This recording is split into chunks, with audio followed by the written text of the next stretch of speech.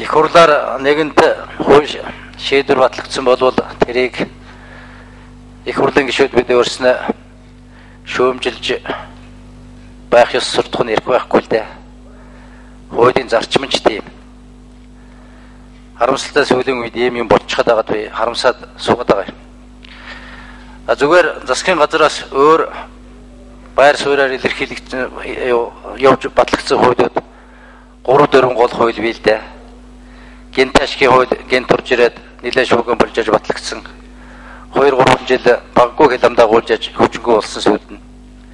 Жижиг дунд үйлдвэрийн тоног төхөөрөмжийг нөөтийн татвараас чөлөөлөх асуудлаар засгийн газар эсрэг байр суурьтай байсан. Тэгээд засгийн газрын санал дэмжихгүй санал өгөхлөөр их хурлаар оруулж ирээ баталчихсан.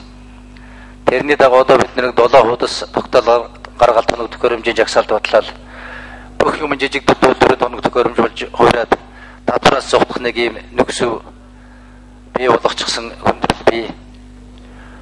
Одоо энэ гол мөрний өрсөлтөй холбогдолтой газруудад ашигт малтмал эрх хажлыг хоригдсан хууль бол их төвөгтэй байдалтай байгаа. Хуулийн хэрэгжилтийг зохион байгуулж тэр хуулийн заасан нөхөн олгорыг аж ахуй нэгжүүдэд өгөх юм бол нийт дүнгээр за одоо тооцооны ямар төвшөнтэй хүрч байна. 6 орчим тэрбум төгрөгийн нэмэлт зардал нөхөн олгор болох асуудал, цаалтал нь ажилгүй хүмүүсийн асуудал, орхио явсан газар нь хууль бусаар ашигт малтмлын үйл ажиллагаа явуулж албан ёсны компаниуд ажиллаж байх юунхээс өлөөдөр байгалийн сүйтгэл хохирол учрах юм төлөв байдал ажиглагдаж байна. Ийм юмнууд ажиглагдаад байгаа учраас энэ хууль тогтоох ажлыг яах юм хэцэгтэй болгоё гэж засгийн газраас санал оруулж ирснийг харамсалтай нүглээ. Дэмжсэнгүү дээ. Би одоо юу бодож байна вэ гэхээр тэр нэг гишүүдийн эрхэнд халдлаа гэдэг шүүмжил дагуулад байгаа заалтуудын орхиод тэгээд тэр багц хуулийн асуудлаар хяналт шинжилгээ хийдэг асуудлаар бас хэлэлцүүлэг хийдэг асуудлаар нь гэсэн нэг товчхон хэдэн асуудлаар дахин энэ хуулийн төслөөр оруулж ирж их хурлаар хэлэлцүүлэх ажлыг яаралтай хийх шаардлагатай гэж бодож байгаа. Ингээд гухтэйг их байна, зөрчил хийдэл их байна. Тэрийг арилга гэж даалгавар өгдөг. Тэрнийхэн дагуу асуудал оруулаад ирэхлээр хоёрын хооронд юмар ярьж байгаад үндсэн асуудал унахчдаг.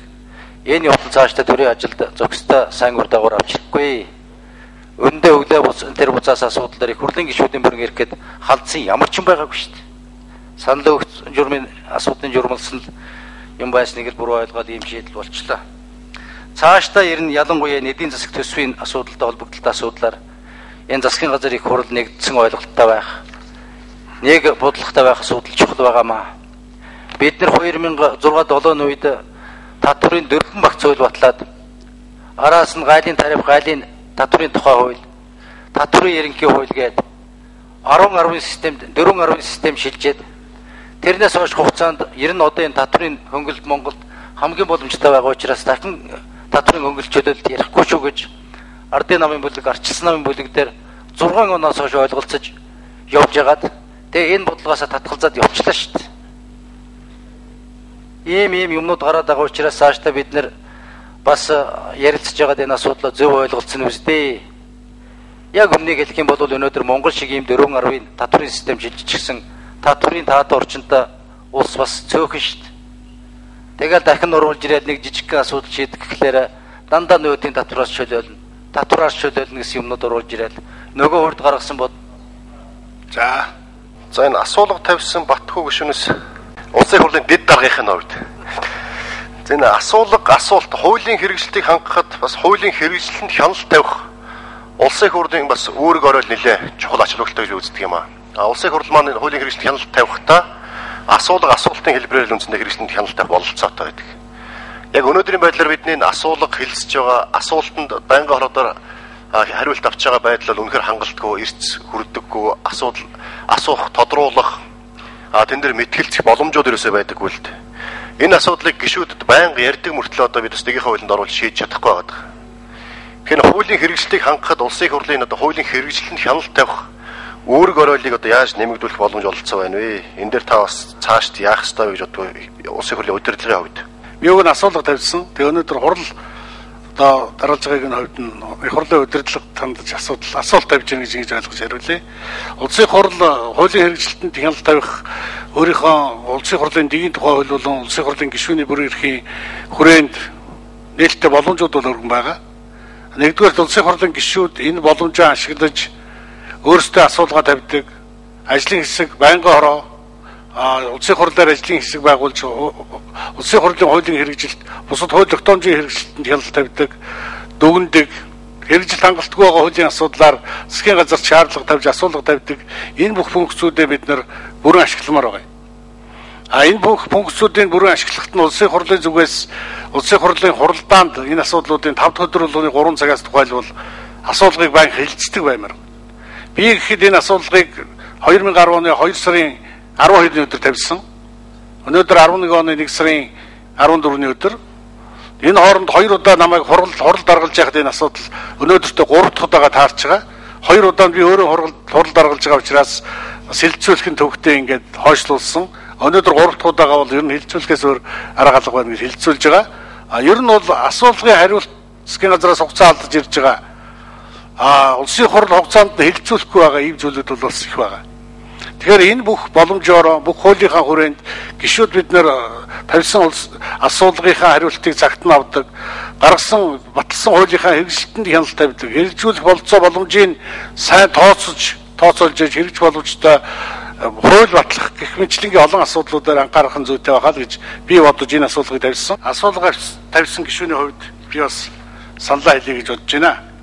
Тэгэхээр би энэ асуулгыг тавихтаа түрүүн Сүхбаатар гишүүн бас хэлж ирсэн. Сүхбаатар дарга би хууль зүйн дотоод хэргийн сайдын зүгээс хууль зүйн дотоод хэргийн яам хууль хэрэгжүүлэх ажлын талаар юу хийж яаж ажиллаж байгаа талаар би асуулга тавиагүй. Би Монгол улсын засгийн газар бүхэн салбартаа хууль хэрэгжүүлэх ажлын талаар ямар ажлыг хэрхэн зохион байгуулж байна, юу хийх гэж байна гэдэг талаар би гол нь асуулга тавьсан юм аа. Тэгэхээр өнөөдрийн асуулгын ярьж байгаа сар хүрээ хэлбэр бол яамны ажлын тайлан, хууль зүйн дотоод хэргийн яам ажлаа хэрхэн зохион байгуулж байгаа, хууль сурталчилсан ажил хэрхэн зохион байгуулж байгаа талаар дэндүү нэг талыг барьсан ийм хариулт болж байна гэж би ингэж ойлгоод өгнөж байна. Ер нь хууль хэрэгжүүлэх ажлыг зохион байгуулах үүрэг бол гүйцэтгэх засаглалын ажил нийлэх байх ёстой. Мэдээж хэрэг улсын хурл түүний гишүүд баталсан хуулиар хэрэгжүүлэх талаар, сурталчлах талаар, түүний хэрэгжилтийг хангах талаар бол олон дөрвтэй ажлуудыг хийх зайлшгүй шаардлагатай гэж ингэж бодож явд юм. Өнөөдөр бүхий л газрууд сая нямдар сайд хэлж байна. Яам тусгай газрууд, агентлагууд орон нутгийн бүх удирдлагын хүрээнд улсын хурлаас баталж гаргаж байгаа хууль тогтоол, засгийн газараас гарч байгаа хууль шийдвэр тогтоолуудыг ард иргэдэд хүргэх, сурталчлах, түүний амьдралд хэрэгжүүлэх талаар тодорхой ажлуудыг огт хийхгүй байна гэж үзэж байна. Өнөөдөр орон нутагт ороод очиод ард иргэдтэй уулзж байхад энгийн жижиг асуудлаас ахуулаад улсын хурлаар хэлцэж байгаа олон чухал асуудлуудын талаар тодорхой ойлголтгүй, мэдээлэлгүй, мэдлэггүй байгаагаас болоод өнөөдөр засгийн газраас явуулж байгаа, улсын хурлаас явуулж байгаа олон чухал арга хэмжээнүүд үр дүн муутай болж ийнэ гэсэн ийм бодолтой, ийм ойлголттой явдаг. Тухайлбал хөдөө очиод ард иргэдтэй уулзж байхад жижиг дунд үйлдвэрлэлийг хөгжүүлэх чиглэлээс засгийн газар улсын хурлаас явуулж байгаа бодлогын талаар ард түмэн тэр бол ойлголтгүй. Яаж би зээл авах вэ? Хэнд хандах вэ? Ямар хугацаанд төлөгдөх юм? Ямар одоо хугацаатай, ямар хүүтэй, ямар зээлийг би авч юунд хэрэгж болох вэ гэдэг талаар тухайлбал хамгийн их сонирхдаг асуудлаараа мэдээлэлгүй байна. Тэгээ улсын хурлын гишүүд очиод уулзахтай зэрэг одоо нэг юм ойлголттой боллоо. Одоо л би энэ ажилд орё. Одоо л би зээл авах талаар хөөцөлтий. Ийм бичиг баримт бүрдүүлэх ёстой юм байна. Тэр одоо жишээ сум орон нутгийн удирдлага хандах ёстой юм байна. Эсвэл жижиг дунд үйлдвэрлэлийг хөгжүүлэх санд хандах ёстой юм байна. Ийм барьцаа хөрөнгөтэй байх ёстой юм гэдэг энэ зүйлүүдээ ойлгосны дараагаар энэ төр засгийн бодлого хэрэгжихийн болцоо боломж бүрдэж байгаа маа. Би зүгээр нэг л жижиг энгийн жишээ хэллээ. Өнөөдөр хууль зөрчиж байгаа олон арга хэмжээнд дээр хууль зүйн мэдээлэлгүй, мэдлэггүй байгаа учраас иргэдийн санаатай биш үйлдэлээр хууль зөрчиж байгаа асуудлууд их өргөн харагдаж байгаа. Хууль зөрчсөнийхаа дараагаар хуулийн хариуцлага хүүрэх төр шатндаа хуулийг ойлгодог, хуулийг ухамсарладаг, гаргасан алдаагаа ойлгодог. Түүний төр өнөөдөр хуулийн дагуу одоо хариуцлага хүлээж шийдэгдэг ийм хэлбэр бидэнд хэтэрхий их давмгай байгаа юм уу? Хуулийг зөрчснийхэн дараа хариуцлага тооцдог. Замын хөдөлгөөний аюулгүй байдлын дүрмийг хэрэгжүүлэх ястан хүртэл тийм зүйлүүд харагдчихлаа. жолооч хүний мэдлэг мэргэжлийг дээшлүүлэх дээр анхаарахаас илүү хариуцлага алдсан аваар усл хийсэн жолоочийн хэргийг хянах мөрдөх ажил дээр илүү анхаарал тавьдаг, илүү хүчтэнд нь ажилдаг. Миний бодож байгаа, миний хүсэж байгаагаар бол замын хөдөлгөөнөөс урталчилдаг, сургалтын явцад хяналт тавьдаг, тэр жолоочд зөвлөгөө өгдөг, үүрэг даалгавар өгдөг. Энэ бүх хэвлэл мэдээлэлээр ажилладаг ажил нь илүү байж ээж тэр хөдөлгөөний аюулгүй байдлын ноцтой зөрчлүүд буурах гэсэн ийм бодолтой байдаг. Мэдээллийг хаанаас авч байна вэ гэд асуулга орон нутагт явуулж үзсэн. Тэгвэл зэрэг бол мэдээллийг бол мэдээлэлтэй хүнээс л бид нар сонсож байна гэж. Ингэдэм гин тэгдэм гин гэсэн ам данцсан яриагаар иргэд хөдөлмөрчид өнөөдөр мэдээлэл авч түн дээрээ тулгуурлан амьдрал бизнес хууль эрх зүй сахих үйл ажиллагаагаа явуулж байна гэж ингэж ойлгож байгаа. Тэгээ яриад бол хуулийг хэрэгжүүлэхтэй холбоотой олон чухал асуудлуудыг бид нар хийх ёстой. Тэгэхдээ би энэ бол зөвхөн засгийн газрын ажил, нямлар сайдын ажил гэж бодхоосоо илүү бас манай улсын хурлын гишүүд өөрсдөө хуулиа сурталчлах, хуулиа хэрэгжүүлэх ажилд хяналт тавих энэ үүрэг функцээ бас хангалттай сайн биелүүлж ажилласаа гэж ингэж бодож байгаа. Энэ нь бол иргэд хөдөлмөрчтэй уулзахдаа улсын хурлаар хэлэлцсэн асуудал, шийдвэрлсэн асуудлууд, зохицуултууд, тухайн оны хөрөнгө оруулалтуудаар хийсэн төсөл арга хэмжээнүүд хэрхэн яаж хэрэгждэг талаар хүртэл зөв мэдээлэл өгмөр.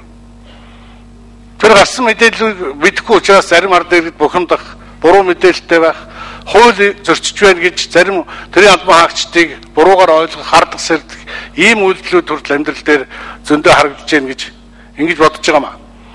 Тэгэхээр өнөөдөр энэ асуулгаар бид нар бүх зүйлийг сонсож, бүх зүйлийг шийдвэрлэж мэдээж амжихгүй.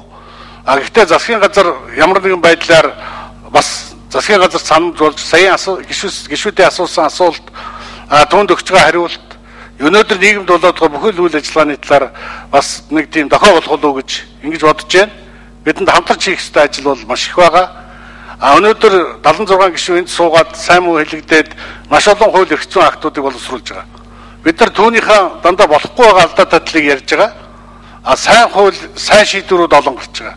Түүнийг амьдрал дээр хэрэгжүүлэхгүй бол цаасан дээр байгаа шийдвэр өнөөдөр ажлын байр болохгүй, хөрөнгө мөнгө болохгүй, бизнес болохгүй учраас энэ хэрэгжилтэнд нь хяналттай шатн дээр бид нар хамтарч ажиллая гэсэн ийм л зүйлийг хэлэх гэсэн.